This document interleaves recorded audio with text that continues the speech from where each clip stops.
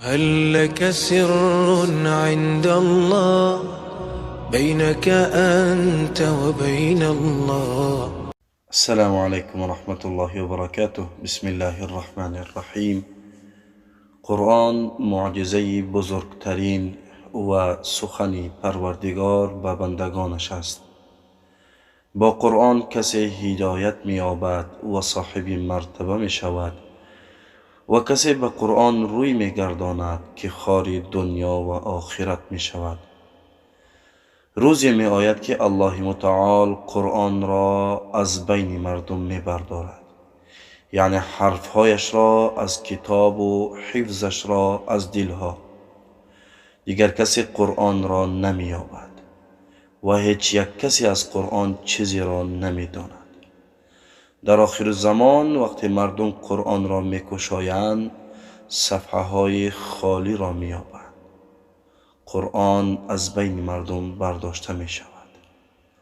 عن عبدالله بن مسعود قال: اکثروا تلاوة القرآن قبل ان یرفع. از عبدالله بن مسعود که گفت قرآن را بسیار بخوانید پیش از اینکه برداشته شود. قالوا هذه المصاحف ترفع. گفتن این قرآن ها برداشته می شوند. فکیف بما فی صدور الرجال. پس چی می شود با کسانی که در سینه های خود قرآن را حفظ کردند؟ قال یسرا علیه لیلا فیصبحون منه فقراء.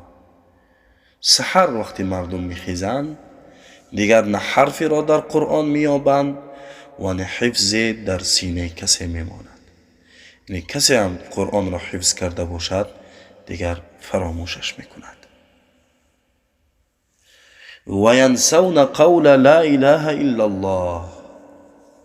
و کلمه شهادت که لا اله الا الله است، مردم حتی لا اله الا الله را فراموش میکنند. و یقعون فی قول الجاهلیت و اشعارهم. مردم پس میگردند به سخنهای جاهلیت و شعرهای جاهلیت. متاسفانه قرآن در این روزها از بین ما برداشته شده است. یعنی ما خودمان قرآن را از خانه های خود بیرون کرده ایم. پدر و مادر به طفل خود موسیقی نشان میدهد، شعرگویی نشان میدهد، حتی که حقارت نشان میدهد. یعنی قرآن را ما با دستهای خود از خانه های خود بیرون کرده ایم.